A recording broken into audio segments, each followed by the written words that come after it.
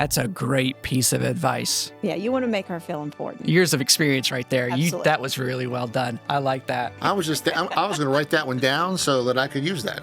And we're proud to be able to provide that. Yes. You can stay in the same building from independent living all the way through the end.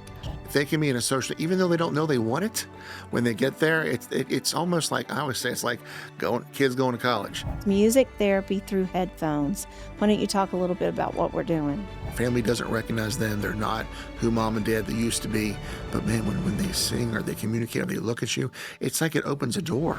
Sure does. Exactly right. To go get some ice cream, yes. And it's so exciting to be a part of. Amazing. It really is. It's one of the biggest things I think we've learned. Thank you. I'm glad to be here. Well, hello, everyone, and welcome to today's show. It is another beautiful day outside the studio, and we are excited for today's show. You know the drill. Grab your favorite cup of coffee and pull up a seat and join us right here on Around the Table with Vickie. I'm your co-host, Chris Runk, and to my left, as always, is my mother, your host, Vickie Runk. Hello, friends. And today, Mom, we are joined again by my dad, your husband, Brian Runk. Glad to be here. So welcome back to the show. And we are excited to continue the conversation from last week. And we're just going to hop right back in on it because we got a lot to discuss today. So I want to jump in on specifically the topic of assisted living and levels of care. In the state of Virginia, we are allowed to allow these residents to age in place within the regulatory standard book that we are given for assisted living from the state of Virginia. So there would be a few things that we would have to sit and look and tell a family, listen, we're going to have to transfer them to nursing home. One being wounds. If they're staged at a higher stage than what we are legally allowed to take care of, meaning that home health can't come in and help us with that wound anymore, they're going to need a different situation. So that would be something we would transfer to nursing home, and we'd talk with the family and get that arranged for them because a nursing home's going to do something different for that wound. IVs, intravenous feeding tubes, we don't do. And so when a resident gets and needs any of that, then that's time for us to talk about moving into a nursing home environment. Other than that, we partner with home health agencies, physical therapy, and we allow them and hospice. And hospice. We allow them to naturally progress in the aging process. And so that means that we'll sit down with a piece of paper and we grade them on things that they need help with. And it's usually most people come in at a level 1, and that's just basic medication management, needing help with bathing. And then we go to where you may need some incontinence care. And so we're in there making sure that you've got your diapers or your pull-ups, and we're monitoring, taking the trash out because you've had to put them in the trash, and making sure that your skin's not breaking down. And we are showering you well, and we're monitoring your skin. We're monitoring how many times you input and output, because maybe you've got some problems with congestive heart failure now, and you can only have a certain amount of fluids. Maybe you're a diabetic, and now we've got to monitor how your diet goes, making sure you have certain things at your side of the plate that your table mate across from you don't have, and making sure you don't reach for that at the same time. And keep your blood sugars right. So you climb when the levels of care. And of course, at the end of life care, then hospice is, you choose a hospice service here or whatever area that you're working with, and they come in and they allow us to make all of those plans for your family saying goodbye and you going through the journey there, and we help and assist with all that. And we refer to that as aging in place. Aging in place, that's right. And we're proud to be able to provide that. Yes. You can stay in the same building from independent living all the way through the end. Here, but people are listening to us true. now all across the nation, which is wonderful. It just depends on whichever care community that you choose. You have to check all that out. Next, I'd like to touch on something I know you're extremely passionate about, and that is another service and segment of the senior population, and that is memory care. Yeah. Whether that's Alzheimer's, dementia, and everything that goes with that. And we have two very specialized facilities specifically for that. So talk a little bit about that environment, the structure environment, the safety, the specialized care, and everything that goes into memory care. Well, we also have an extension of some of those services now creeping into some of our assisted living facilities. So Leesville Road, which is a standalone assisted living that we have here in town, now has a Wonder Guard system, which means that if somebody is just really determined they're going to go to that door a lot and we don't know where they're going once they go to the door, right, Brian? Right. We're going to keep a bracelet, and you know the technology behind it, Christopher, that when they get to that door, it's going to alarm and our staff's going to come running and make sure that they don't go any further. And the doors lock at that moment. We are also now putting an element of Wonder Guard at our Liberty Ridge campus on a certain floor in a certain locality of that building. That allows us to keep some of our residents that would normally go straight to memory care still in assisted living. And there's just a small amount of people that we can do that with. So maybe 8 to 10 at Leesville. We don't do any more than that. And there'll be about 20 at Liberty Ridge because it's a big building on a specialized unit that we allow that to happen. It's called a mixed population. Mixed population of diagnoses. So it's like a mixed bag in there. But we have to control every situation that these residents may get in.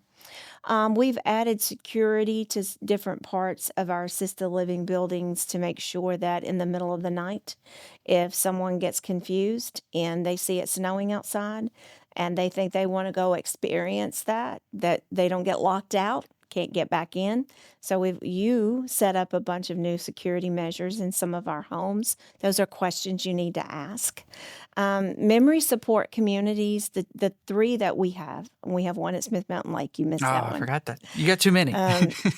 They're really regulated differently. Our staff has to be trained with extra education specific to that population, and we're proud of that.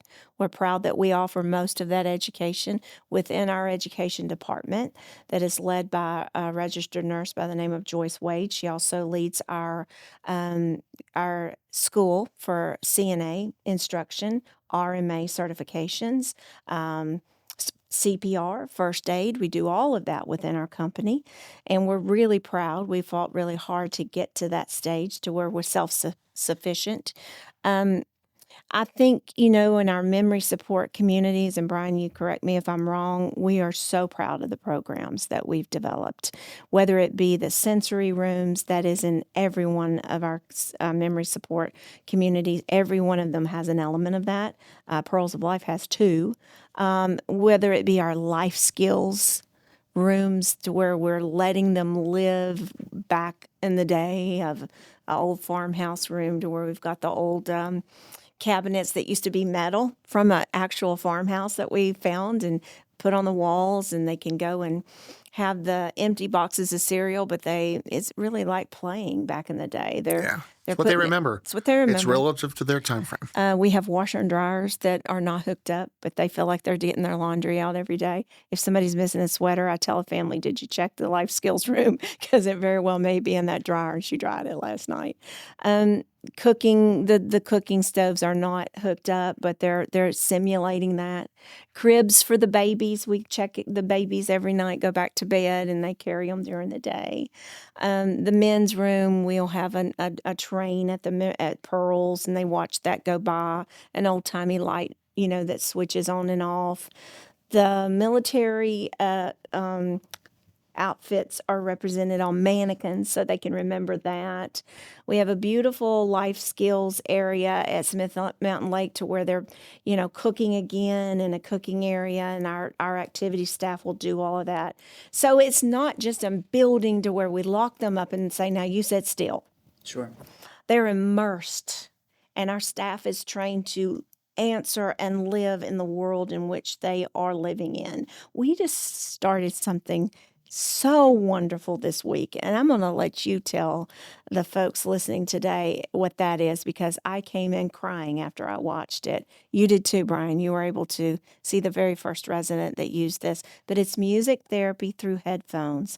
Why don't you talk a little bit about what we're doing? Well, I don't want to take full credit for it. It is a concept and an idea that you pushed the company and myself. I kind of am your doer to figure out. And you brought a tremendous video to the entire team last year.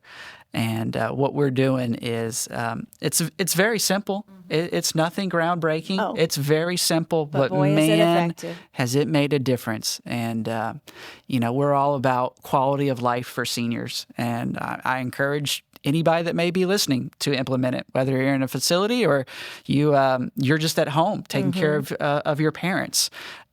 Music therapy you can do. It's so easily done, but there's all kinds of research that back up specifically folks battling with Alzheimer's and dementia. And we've just taken a very basic, a very cheap MP3 player, and we've made it as easy as possible. We've removed all the extra apps and anything that may be able to confuse anyone. And we have got a music player on there, and we're able to sit down with the senior and ask them about their favorite music. What were things they used to enjoy to sing? Were they singers? What were favorite bands that they enjoyed back in the day?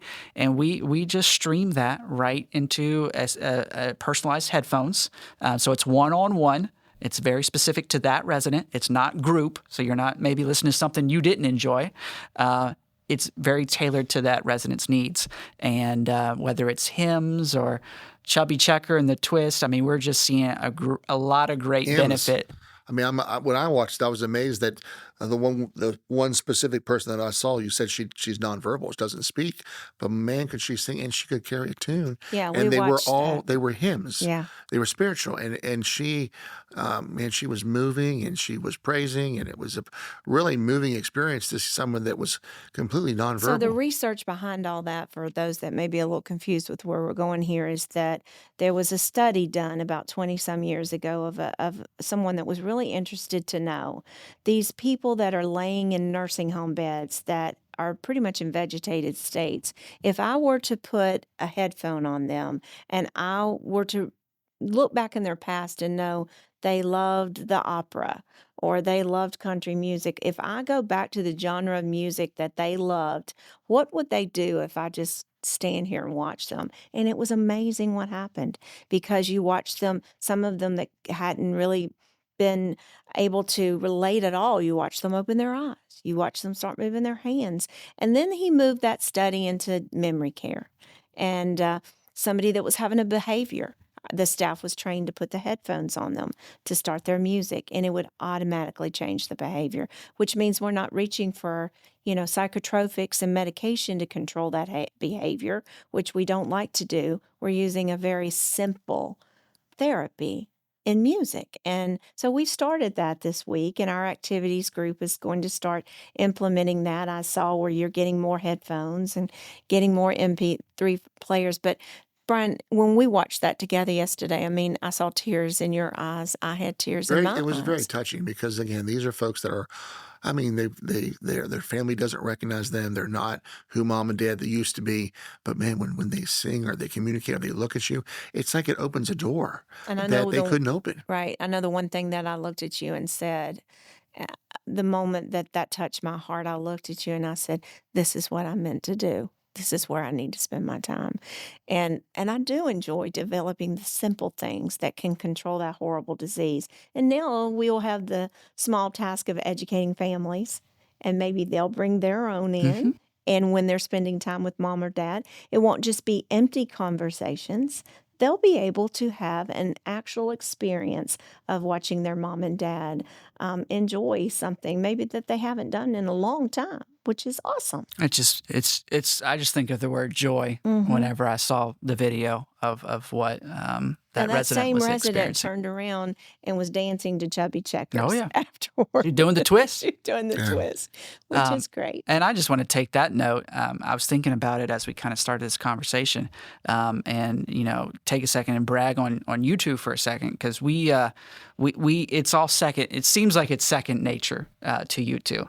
And I know, Dad, you meet with a lot of different banks throughout the country, and industry professionals throughout the country, and inevitably they always come back. And again, what seems so second nature for us, for you two, and they come back and they say, Brian and Vickie, what you've created it's just different. There is a sense of peace and ingenuity and creativity and love between staff members and those residents and those families. And, nobody can really put their finger on it. But whenever people look at what you two created throughout the years here locally, they always come back and they say, you're doing a great job. This is not normal. Mm-hmm. That's what you hear. This is not normal. Yeah. Senior living care throughout the nation. It starts with the heart. I think that you've grown up with your grandparents. You've told that story before about how that started, and mine was more with children and things. But I love my parents, and I never knew my grandparents that well, but I love my parents, and I think that's innate with us. But and being a family-owned company helps too, because it's sort of what we do. Our kids are involved in that kind of stuff, and we try to try things. I mean, if it's like this therapy with the music. I mean, if it didn't work, we would just stop. But the impact that it made on just honestly such a simple thing is overwhelming. I think those things make a difference. You get staff buy-in, and the kind of staff that we have. I mean, they're not engineers. They're here because they have the heart for what they do, and that's what makes the difference. Is when you find those people, it really makes a difference. It affects our staff just almost as much as it does the resident, because they see something that's working for them, and it brings joy that they're able to help them relieve the terrible noises inside an Alzheimer's patient's mind, and inevitably be able to connect with the soul. And I think that's what our staff enjoys doing. But thanks for bringing that up, Christopher. We are so proud of the years, over 33 years of research, and being completely in the trenches with our staff, and getting to meet families and hearing stories. I've heard some wonderful stories over the last week. You and I both have, whether it be face to face with some people that we know, or writing to me from halfway across the country to just say, everything you're saying on air is helping, and it's reaching, and it's far reaching. And that's always been my heartbeat. The knowledge that we've gained through the years is not about exoneration. It's about sharing the journey so other people can learn from it. And if there's something small or a little tidbit that we know that can help somebody halfway across the country, then that's what the show is all about. Well, that's the heartbeat is incredible. So I'm very proud of both of you. But I just thought we should say that, because it's not the norm. I want to talk about also, you talked on a little bit earlier in the show, but our other agencies that we partner with to be able to provide aging in place. You talk about hospice care and physical therapy, and the great agencies that everyone has chosen to be inside the facilities to provide that care. Can you touch on that a little bit more in detail? Yeah, so it is a standard, again, a regulation that every family has the right to bring in their own choice of physical therapy and their hospice provider. And so we allow that to happen. So we have several different businesses represented inside our care community. It's nothing for us to be out and about and somebody say, hey, I was in your facility and I know they don't work for us. And I'm like, well, now how? And I work for, such and such company, right? Yeah, such and such company. And I had 2 or 3 clients in there today, which is awesome, because that's how we get our referrals too. So maybe a certain home health company has been inside taking care of Jane Doe, But then she's got some people at home that is just about ready to make the transition to assisted living because she's had such a great experience taking care of Jane Doe in one of our facilities. She goes back and tells that family member that's waiting at home, you really need to go try Runkin Pratt. I think that might be the place for her. So we have this cross accounting there that we're doing with these agencies that we support them and they support us. And so many times they become like our own staff. Well, now that we've defined all the levels of care, let's briefly. That was a lot. And that was a great conversation, a lot to take in there. Hopefully we provided. So you're all better educated, right? Yeah, a great informative education tool for everyone, which I know a lot of people have enjoyed. But let's talk about the next step. Now that we've got all that defined, what is the best plan of action to get your loved one interested and to possibly go tour with you? So I wrote down a couple things. One, don't wait for the crisis, which we talked about last week. Include the parents in on the decision. Let them. I know you've got a lot of great little tidbits of information. It's their idea. Yeah. If it's their idea, it happens so much better. easier. Yeah. Touring together is a great option, and listen to them. Don't you always be the one talking. Listen. Right. Yeah, and I think if you can let mom or dad ask the questions of the marketing director that you're touring with, you then bring out some really great compliments to mom. So if you're with the marketing director and you're touring through and you're going to tell her, my mom's an artist. She can paint some beautiful pictures. Mom, wouldn't it be nice if they have art classes here? Oh, by the way, they do have art classes here. What days are those on? My mom loves sweets. Do you guys have a certain baker that comes in and bakes for you, or do you already buy them pre-bought, or do you have a dessert with every meal? Mom, wouldn't it be great? And then you're just making her see all the wonderful things along your tour. But then I think, get her excited too about, we're going to go buy a new bedspread for your new room. And look, I bet they may repaint that wall above your bed, blue instead of green. And most of the time we do. But you have to ask about that facility to facility. And then just making her understand, I'm not going to leave you when this happens. We're going to be able to visit more, and I'll be able to pick you up right here at the portico, and I'll call you ahead of time and let you know what time we're coming, and then we'll still get to go have our ice cream, and I'll bring the dog over, and you let her know that life is not going to stop. If anything, it's going to be enhanced. And I think when you get her excited about that, I mean, every woman, I don't care how old you are, loves a new bedspread. They love a new set of digs for their room, a new bed, a new sofa, new pillows. It won't match this room, so we're going to have to go get new. You get her I feel excited. like she's setting you up for maybe a new whole set there. It went through my head there, too. I thought about that, too. It's about time. Well, and to be honest with you, the women that come, too, man, sometimes it's a whole new stage of life. I mean, they make new friends. Yeah. Remember my mother with that. But honestly, if you're a guy, it's really good because you're usually outnumbered 5-1, and you're usually the hot commodity, like sort of back in high school. That's right. You're the new kid on the block. If you're the new guy, it's like, man, this could be a whole new way of life for me. And if you've got a really good admissions marketing person that's touring you through a community, they will introduce you to different people. 9 times out of 10, especially here in Lynchburg, they'll know somebody sitting on that sofa that's getting ready to get up and go to coffee break and then go to the next activity. And they catch that energy. And it's like, wow, it's kind of exciting being in here. It's different than where it's really quiet in my home. I don't get to see many people. A lot of times it's just them. Yeah. I mean, they get stuck in a routine. They don't eat well. They're just lonely. Well, how many times did we hear your mom say, "I never get to see anybody"? Oh, yeah. And that was her biggest Especially complaint. if they're social people. If they can be in a social, even though they don't know they want it, when they get there, it's almost like, I always say, it's like kids going to college. They make new friends. They have new lifestyles. They love the food. And again, they want to go to bed to get up for the next day. Yeah, it's exciting. Yeah.